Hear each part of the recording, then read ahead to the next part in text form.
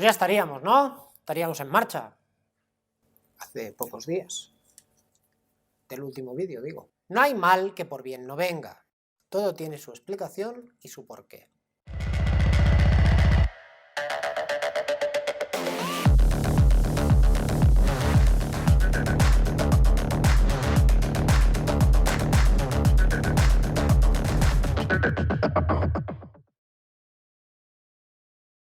Tal como vimos en el anterior vídeo de esta serie, que publicamos hará aproximadamente unos 1200 años, tenemos que tener en cuenta que el grupo alemán se ha postulado durante muchísimos años como uno de los mejores que hay en este segmento de motores.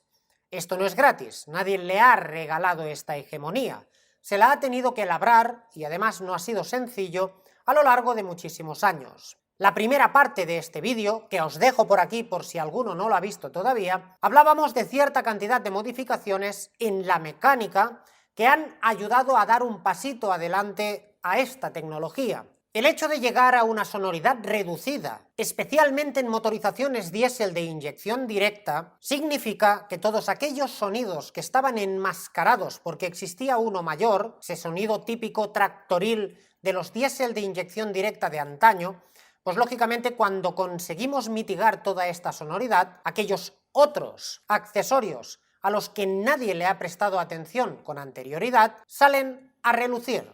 Y no para bien, lógicamente. Mercedes, como tantos otros constructores, ha luchado por intentar reducir al mínimo posible todos aquellos sonidos, traqueteos y golpes que se van constituyendo, asociando unos tras otros, al poner en marcha una mecánica tan compleja como es un motor de combustión interna.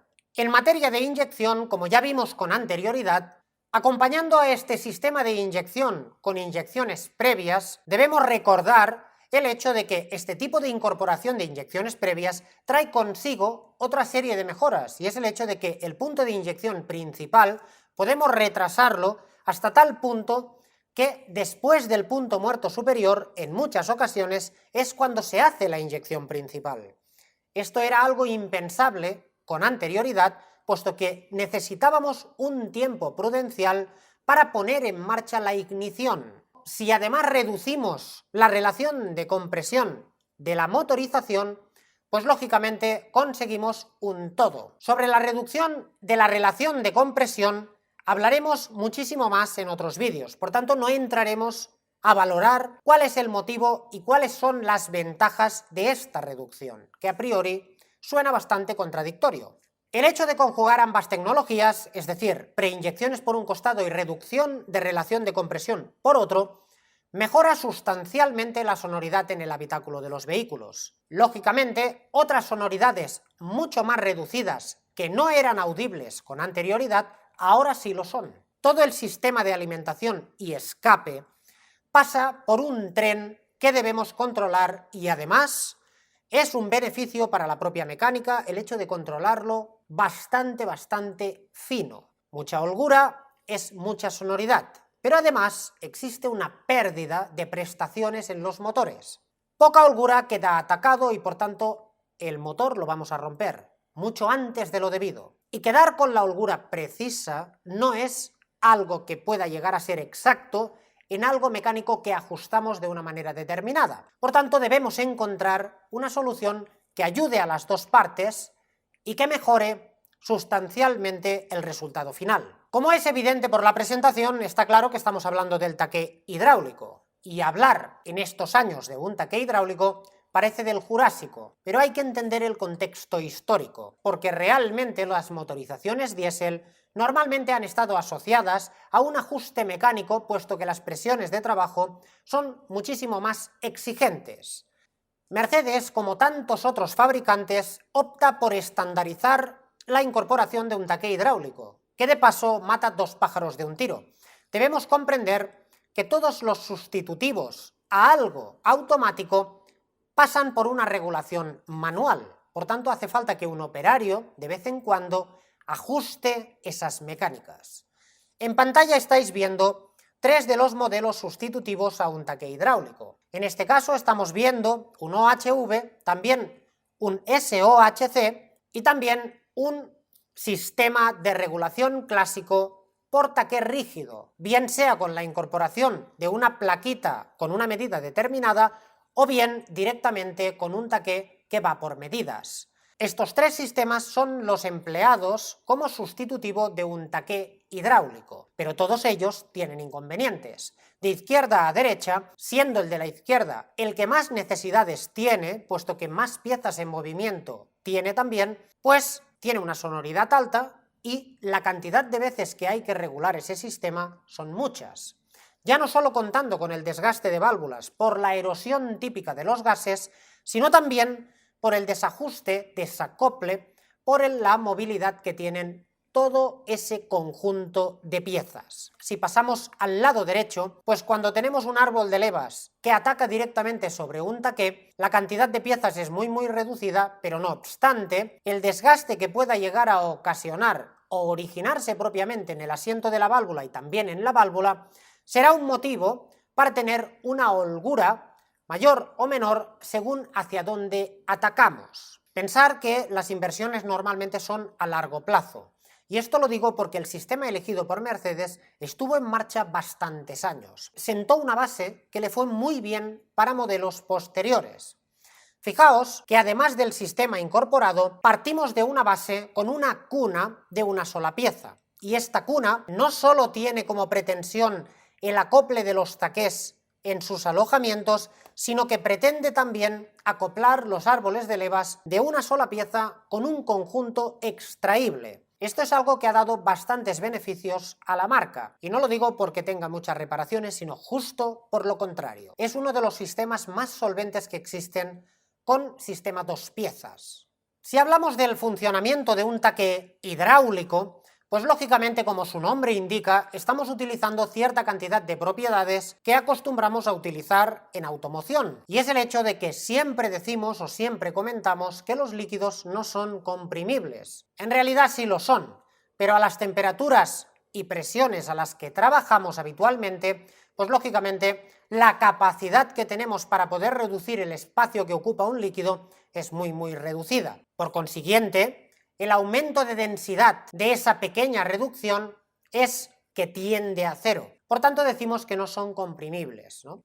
Y para poder justificar qué es compresible y qué no lo es, pues lo que hacemos es valorar el cambio de densidad. Si es sustancial, entonces el resultado es que sí lo es, como es en el caso, por ejemplo, del gas. Lógicamente, los gases todos sabemos que es muy sencillo reducir el espacio que ocupan, y pues nos aumenta la presión residente en el interior y poco más. Hemos reducido el espacio y a otra cosa mariposa.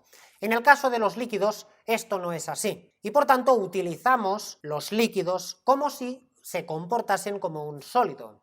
Los empleamos para desmultiplicar, para transmitir una fuerza determinada o, como en este caso, para recoger un espacio, entre comillas, inútil y aprovechar las ventajas que tiene un sistema con movilidad para poder recoger todos los espacios muertos. Fijaos que en imagen justo lo que estáis viendo es una leva del propio árbol de levas atacando al propio taqué. El émbolo de este taqué, que lo tenemos dibujado en amarillo, sería el que atacaría directamente en la cola de la válvula. Si no tuviésemos el líquido que está dibujado en rojo, lógicamente el émbolo amarillo ascendería en el mismo momento que empujásemos el taqué hacia abajo, o es lo mismo, la carcasa bajaría y la válvula no se movería. El hecho de estar ocupando este espacio por parte del líquido nos garantiza que en el momento que empujemos la superficie de la carcasa, el émbolo del propio taqué empujará la cola de la válvula y ésta se abrirá. Hasta aquí poco más. Con un taqué rígido teníamos más o menos lo mismo. Lo que no teníamos con un taqué rígido es justo lo que viene a continuación, y es el hecho de que en la imagen A que tenéis en la izquierda estáis viendo unas distancias dibujadas en verde que serían desde el émbolo hasta la cola de la válvula y también desde la carcasa del propio taqué hacia el árbol de levas.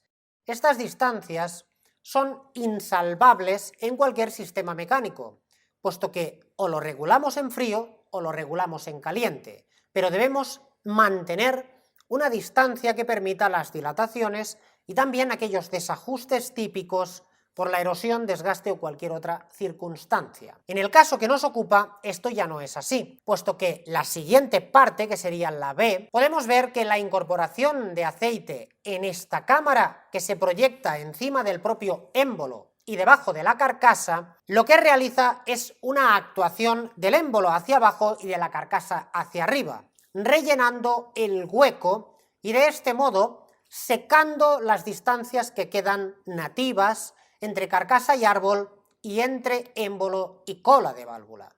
Por supuesto, esta actuación siempre será cuando la leva no está atacando la carcasa. Fijaos que la leva no está proyectándose sobre la carcasa del propio taquet, sino que está en otro punto de rotación. Ahora bien, cuando llegamos a la escena C, que en este caso sí que tenemos la leva actuando sobre la carcasa, pues lógicamente los taqués disponen de una válvula que sirve justo para esto, para saber quién gana en fuerza. Es decir, cuando la leva ataca, lógicamente la presión que se ejerce sobre esa carcasa es superior y lo que nos interesa es que la válvula cierre.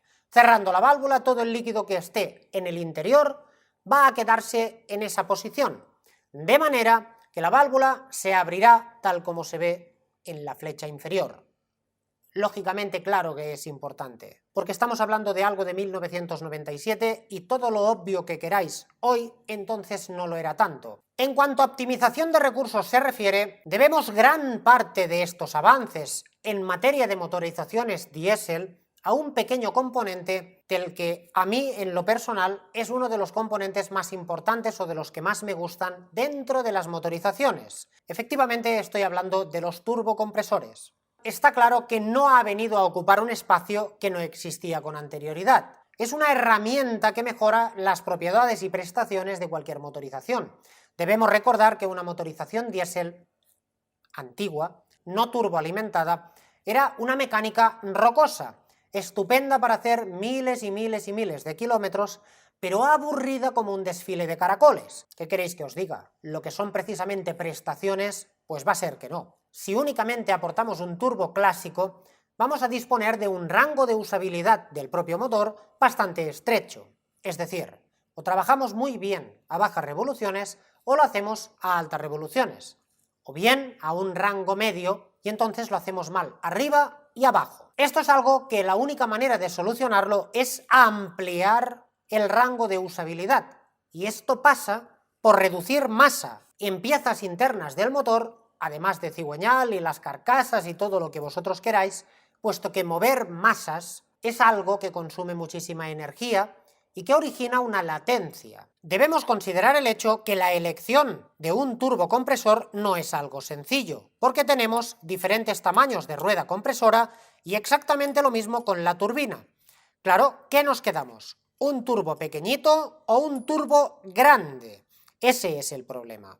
Debemos considerar que si nuestra elección es un turbo pequeñito, tendremos un trabajo excelso a muy pocas revoluciones por minuto, puesto que la latencia, la cantidad de masa que incorporan estos materiales, es muy reducida. Por tanto, a muy poca velocidad de gases de escape, tendremos aceleración suficiente para iniciar el giro del turbo, pero como consecuencia recibiremos justo el impacto contrario. Es decir, en el momento que aumentemos el ritmo de giro del motor, vamos a necesitar una cantidad de aire que no va a poder proporcionar una compresora pequeña y además todo el gas que sale por el escape tendrá un embudo, es decir, la turbina que vamos a tener ahí es un obstáculo para que toda esa cantidad de gases pueda salir hacia la salida.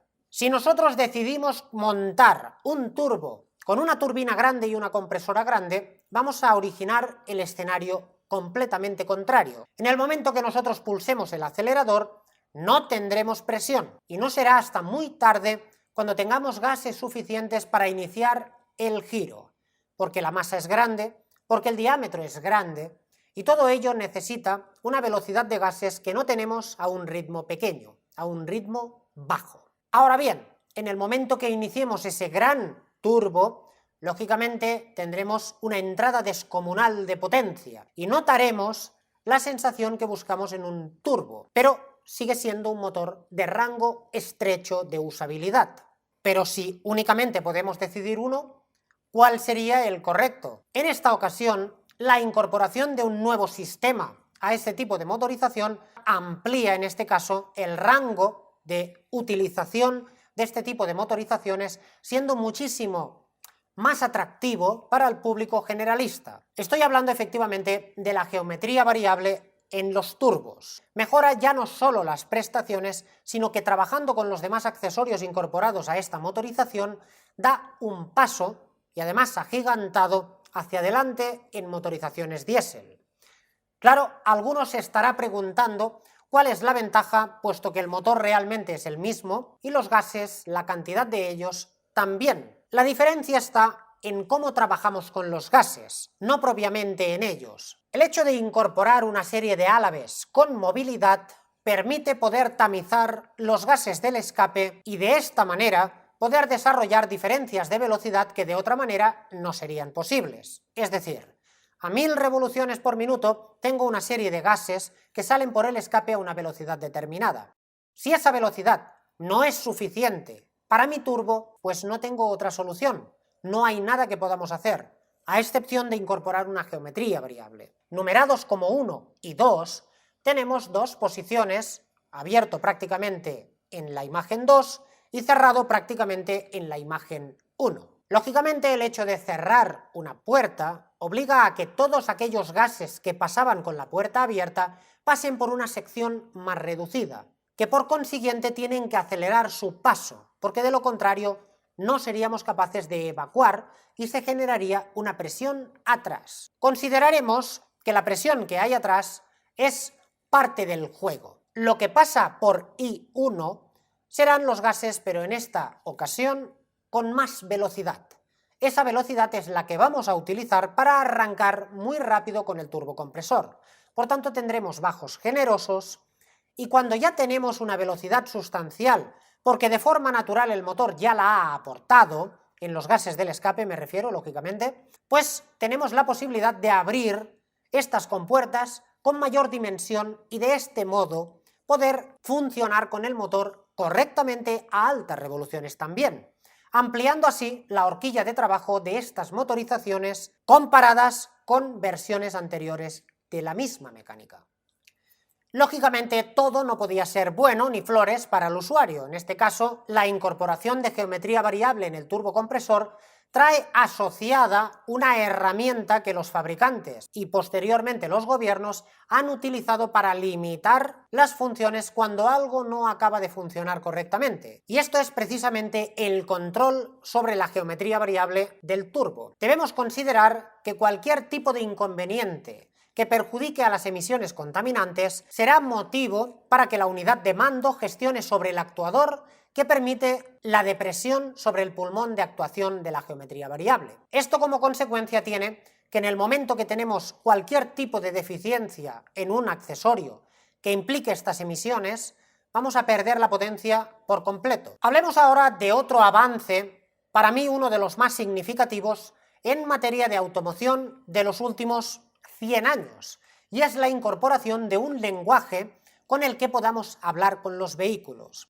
Debemos tener en cuenta que cualquier sensor tiene que comunicarse con otra pieza, y la única manera que hay de comunicarse, en ese tiempo, lógicamente, era mediante un cable, 2, 3, los que sean necesarios, para conducir esa señal a otro lugar. Esto está muy bien y no sería motivo para queja.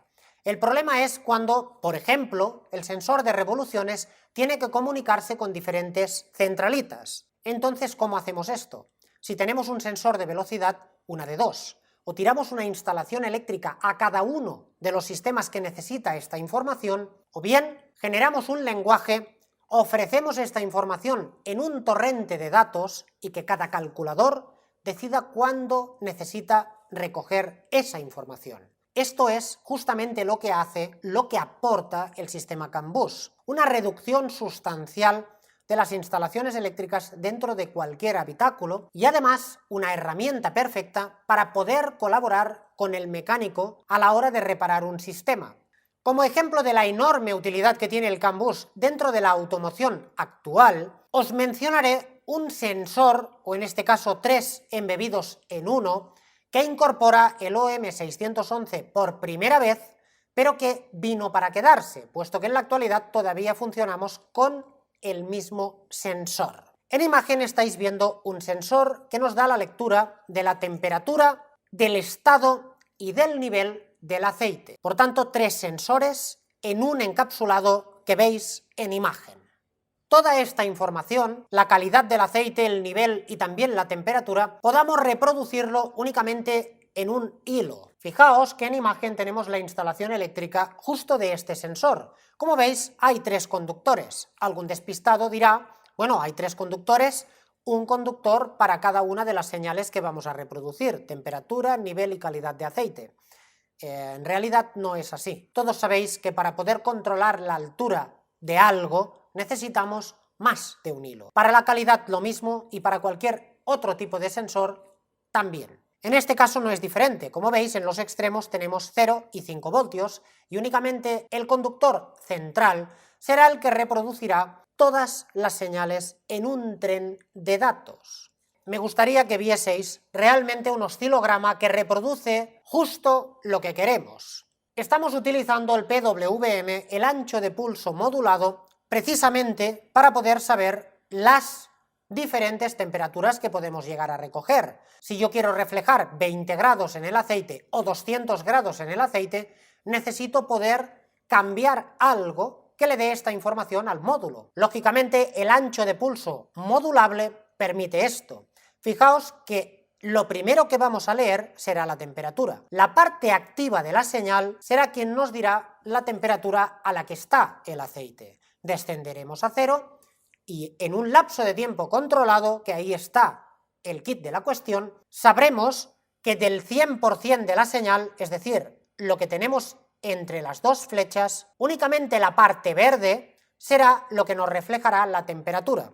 Lo mismo lo haremos para el nivel y lo mismo para la calidad. Tras esta información, mantendremos un tiempo de inactividad y retomaremos nuevamente la emisión de estos datos. Toda aquella centralita que necesite conocer alguno de ellos va a disponer de la información y la secuencia de los datos será lo que permitirá poder elegir cuál es el que necesitamos, coger ese y lo demás lo descartamos.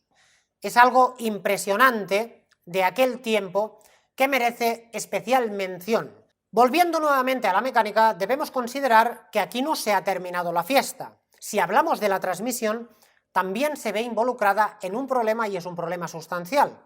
Pensemos en ello un momento. Si nosotros aumentamos la potencia en cada uno de los pistones mediante la inyección y la incorporación de un turbo mayor y todo aquello que tenga que ver con una gestión electrónica para conseguir mayor potencia por cada uno de los cilindros, tendrá una implicación directa debajo justo del pistón. Por un lado, si os acordáis, mejorábamos el propio pistón en sí, mejorábamos el área de la biela, formando la trapecial para tener mayor área de reparto de la energía y llegábamos al cigüeñal. El cigüeñal en sí no tenía un problema de dimensiones, pero en la salida del cigüeñal necesitamos transmitir esa fuerza hacia el resto de componentes, caja de cambio, palieres y ruedas. Si nos quedamos justo a la salida del motor, tenemos un volante de motor rígido. Esto es algo bastante básico. Es un amasijo de hierro macizo que colocamos en la punta del cigüeñal y que nos da, o mejor dicho, nos permite mantener un ritmo más o menos constante. Y digo más o menos constante y en unos instantes volveremos a esto para comprenderlo mejor. Asociado a este volante de motor tenemos un disco de embrague con una serie de muelles. Estos muelles van a permitir un acople y desacople ligeramente suave para no ser bruscos. El hecho de ejercer un golpe directo sobre un primario tiene consecuencias directas en la duración de ese primario. Si queremos transmitir algo muy poderoso, necesitamos una pieza o muy grande o gestionar muy bien la carga entre medias. Cuando os he hablado hace unos instantes del hecho de que el volante de motor rígido intentaba modular de manera bastante tosca la velocidad de rotación de un motor, es justamente porque los impactos secos encima de las cabezas de los pistones son muy difíciles de regular. Es decir, tenemos un rizado que va a ser consecuencia directa de lo que estamos haciendo sobre los pistones. Fijaos, en verde tenéis dibujadas las aceleraciones puntuales de cada uno de los impactos de cada uno de los pistones. Cada media vuelta de giro de cigüeñal vamos a recibir un impacto y eso se reproduce en una aceleración puntual del cigüeñal. Como consecuencia, los siguientes 180 grados será un descenso en la rotación y nuevamente recibimos un nuevo impacto que acelera ese cigüeñal. Como consecuencia, la caja de cambios, la transmisión, todo lo que tiene que ver con la recogida de la potencia de salida de un motor, va a recibir las consecuencias. Evidentemente estarán algo desplazadas en el tiempo y también serán de una dimensión algo inferior, porque algo se mitiga siempre en una transmisión de fuerza, pero no lo suficiente para que no existan alteraciones de ritmo. Este tipo de cambios de ritmo al final tiene cierta cantidad de consecuencias justamente en el primario. Recordar que el primario será quien recoja ese trabajo que produce un motor. El hecho de que nosotros dispongamos de un primario al que le vamos a dar rotaciones hacia los dos costados. ¿Y por qué hacia los dos costados? Pues sencillo. Si yo tengo engranada una velocidad y estoy circulando a un ritmo determinado y el motor no es capaz de mantener ese ritmo constante, sino que va haciendo aceleraciones y retenciones, según lo que estáis viendo en imagen, que aproximadamente y a grandes rasgos son unas 50 revoluciones por minuto, estas alteraciones en el ritmo provocan que exista una torsión en el propio primario. Debemos considerar el hecho de que si estamos circulando con un vehículo a una velocidad constante en un llano y tenemos un motor que está acelerando y reteniendo constantemente a una velocidad sustancial, puesto que esto se produce a cada pistonada de motor, pues lógicamente esa torsión genera una fatiga y esta fatiga disminuye la vida útil de la caja de cambios, y no solo de la caja de cambios, sino de cualquier elemento que esté asociado a este tipo de componente. Por ello, para poder paliar estos aumentos de potencia que se han ido generando progresivamente a lo largo de la historia, se intenta paliar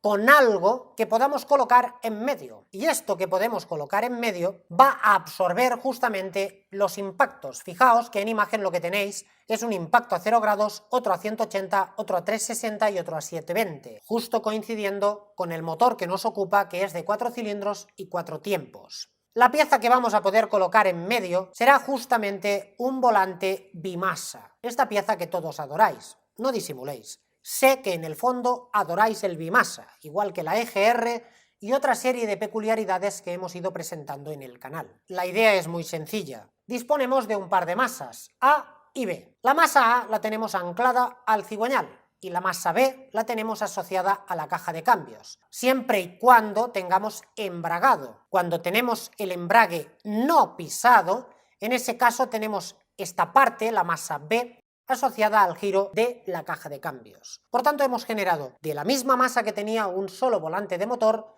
la hemos dividido por la mitad y esas dos porciones las asociamos a cada una de las piezas. Entre medias, para poder transmitir necesitamos algo. Disponemos de un plato que está suspendido o apoyado, mejor dicho, en un muelle, en un juego de dos muelles que sirve precisamente para limitar el movimiento de este plato. Si somos capaces de gestionar un límite de recorrido y una amplitud determinada, también podremos recoger una porción importante de ese rizado.